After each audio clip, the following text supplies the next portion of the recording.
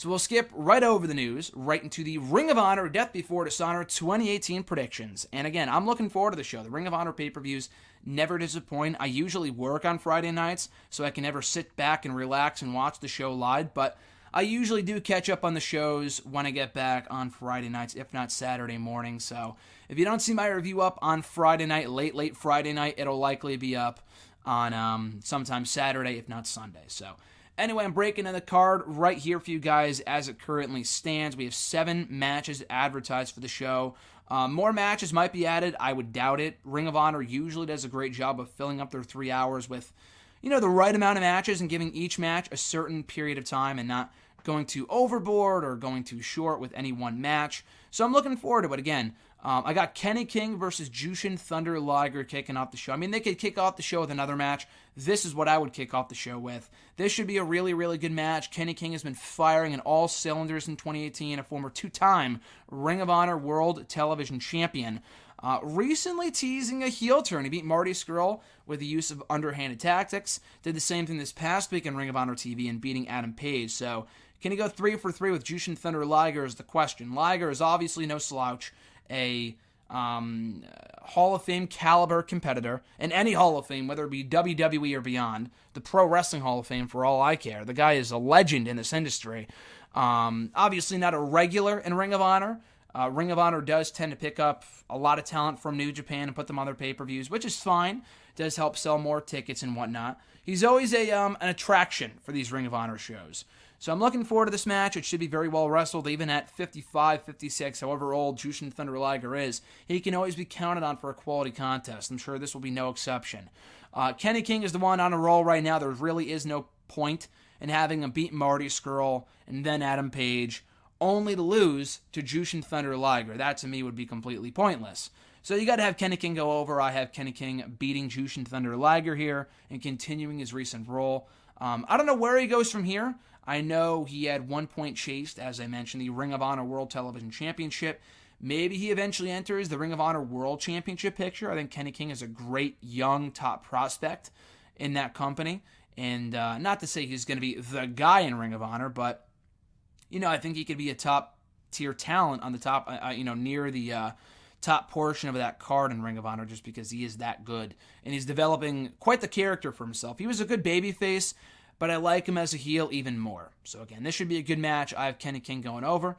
For the Ring of Honor World Women of Honor Championship, we have Sumi Sakai defending against Tennille Dashwood, the former Emma, obviously, from WWE.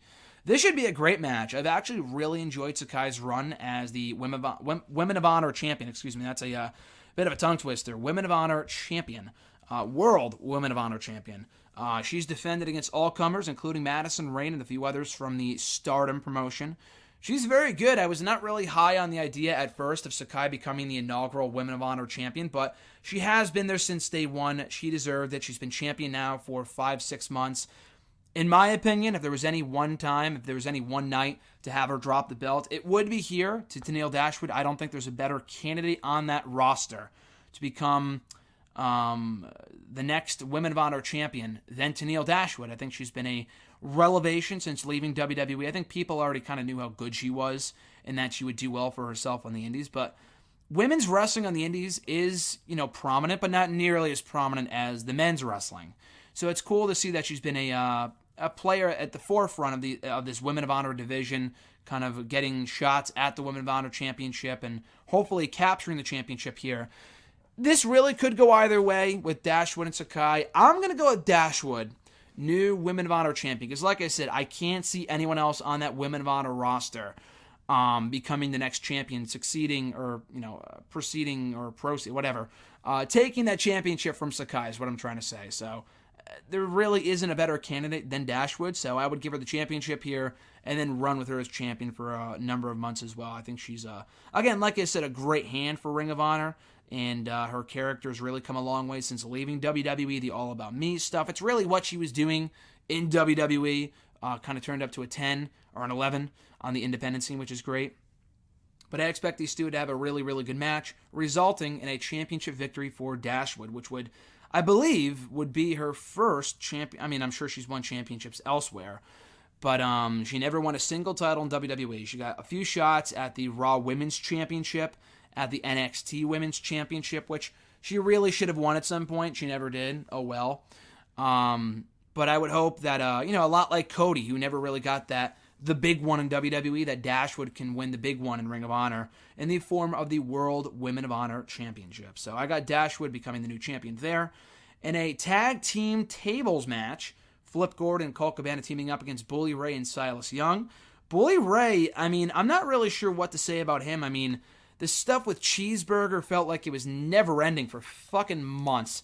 But he's really come a long way as a heel. The guy really does know how to be a great heel. He perfected that art in TNA as a singles competitor, and now he's taken his talent to Ring of Honor to kind of do the same thing over there. I have no desire to see him as the world champion, mind you, but it is great to see Bully Ray kind of helping put over the younger guys by working with them, because Bully Ray gets massive heat every single time he goes out there. He is a shining example of someone who can garner and generate a lot of heat and then transfer into that to a good rub to one of the younger guys. Now, Colt Cabana is not a young guy, so I'm not really sure why he's feuding with Bully Ray of all people, but Flip Gordon can really use the boost. He has yet to really win any championships in Ring of Honor. He's gone for the World Championship before, including at All In a few weeks ago. In order to continue his role, he should win here. There really is no reason for him to lose to Bully Ray and Silas Young, which is a interesting combination in and of itself. Bully Ray and Young have been teasing tension for a few weeks now. I'm not really sure where they stand. I don't know if a face turn is in the works for Silas Young. I would guess not. But you never know. As a tables match, this should be a lot of fun. Obviously, the forte of Bully Ray, his specialty. But I think Flip Gordon and Colt Cabana will pull out a victory here and finally give Bully Ray his comeuppance that has been long overdue for many months now. So, yeah, I got Flip Gordon and Colt Cabana emerging victorious in that outing. For the Ring of Honor World Television Championship, Punishment Martinez defending against Chris Sabin. This doesn't have a lot of buzz on paper. I like Sabin a lot, and I think this can be a very fun match. The guy can always be counted on for a great match. So I have no doubts that the match is going to be awesome, but I don't know. The build has been there. It's not that the build has been non-existent, because it hasn't been, because Chris Sabin did beat Silas Young to become the new number one contender to the title a few weeks back, only to be attacked by Punishment Martinez afterwards. Not only Sabin, but also his tag team partner Alex Shelley, who recently announced his retirement from the ring, which is disheartening. I think the Motor City Machine Guns were one of the best tag teams that I've been a fan of for the past decade now, between their work in Impact and now in Ring of Honor. So Alex Shelley is no more in Ring of Honor, at least for right now. Chris Sabin embarking on his own in the singles ranks. And Alex Shelley said this. He said, if only, we're going to be breaking up, but just do this for me. If only, just become the Ring of Honor World Television Champion for me. Now, I guess I could see him living up to his word, Sabin becoming the champion. Sabin, he's not really at that point yet where he has crowds going crazy for him. He really has not had enough time on his own to get those type of reactions. So I think this is just a filler feud for Martinez. I'm not sure who he's going to drop the championship to. I think him and Flip Gordon would be a great feud. I'm sure they've faced off before. I'm almost positive they have. But I think Gordon would be the perfect candidate for that championship eventually. But in the meantime, though, Chris Sabin is a fine filler opponent for Martinez. I'd pop big if Sabin won. I don't think he will. But still, I think Martinez walks away still the Ring of Honor World Television Champion after a strong showing from Chris Sabin. For the Ring of Honor World Tag Team Championship, we have the Briscoes taking on the Addiction from SoCal Uncensored. Christopher Daniels and Frankie Kazarian. I said this before, but SoCal Uncensored have done a tremendous job of getting themselves over as a uber popular trio. SCU has been a revelation for these 6-man tag team title ranks in Ring of Honor. I don't think those championships are being defended on this show. No, they're not. They're not, because I know they're being currently held by Cody and the Young Bucks. So I completely forgot those championships existed for a moment, but anyway. With SCU, I think they've done a great job with getting over as baby faces, as fan favorites, and I think their role on being the elite for the last number of months now has played a big part in that, because the whole SCU, this is the worst town we've ever been to, and all that other stuff, that all started on the Young Bucks YouTube show, Being the Elite. So without that show, I'm not exactly sure where they would be today. I would say that they're a good team to take those championships off the Briscoes. The Briscoes have been steamrolling through the Ring of Honor World Tag Team division through at least March. I think they knocked off, I think it was the Motor City Machine Guns, or the former Ring of Honor World Tag Team Champions. They won those championships back, I think, at the March pay-per-view, the 16th anniversary show. So that being said, with the Briscoes, I'm not sure if they win here, who else is there for them to defend against. They've knocked off a lot of tag teams, including the Young Bucks, the best in the world. If they beat the Young Bucks, then I'm not sure who else there is for them to face. But the Addiction is as good of a team as any for them, as good of a team as any to take those championships from the Briscoes. So I'll go off on a limb and say the Addiction win this one. I think the Addiction are walking out the new Ring of Honor World Tag Team Champions, and they're playing up this story right now that if they don't win gold by the end of the year, which is when their contracts expire, then they're gone from Ring of Honor.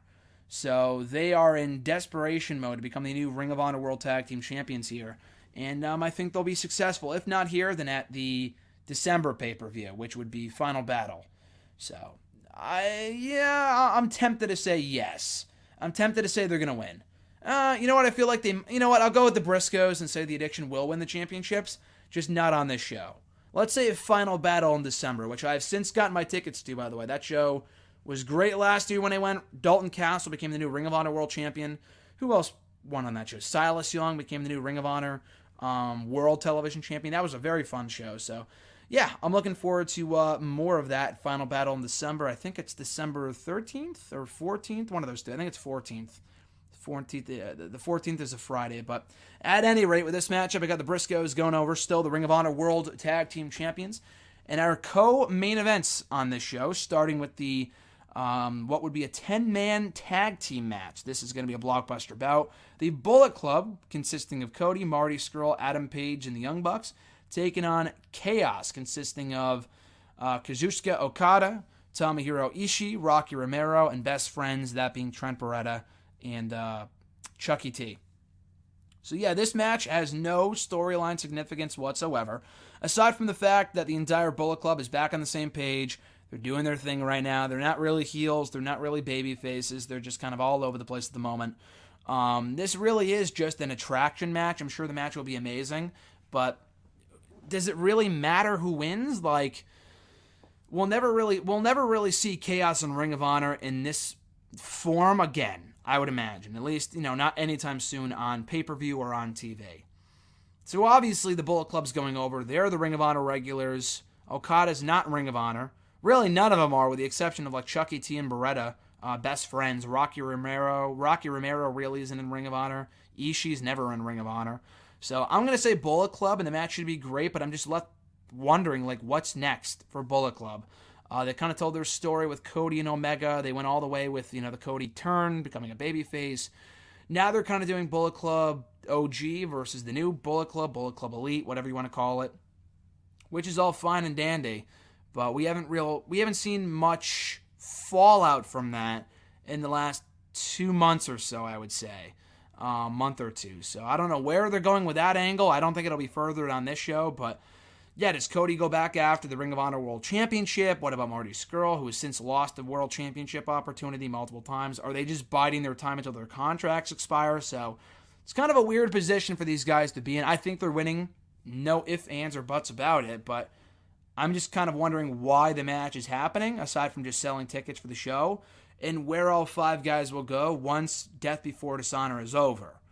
Like, will Cody go back to the World Championship scene, like I said? Will the Young Bucks go back after chasing the tag titles? Again, I know Cody and the Young Bucks are the new Ring of Honor 6-man tag team champions, but we haven't seen them defend those titles since they won them a few weeks ago. So they kind of feel like afterthoughts at the moment. Despite the fact they're on, a standard trio, like a real trio, it's kind of weird for them to take the championships from the Kingdom only to, not do anything with the championships. But anyway, Bullet Club wins there. And then in the main event, which I would hope would be the main event, I could see the 10-man tag team match going on last, which is fine.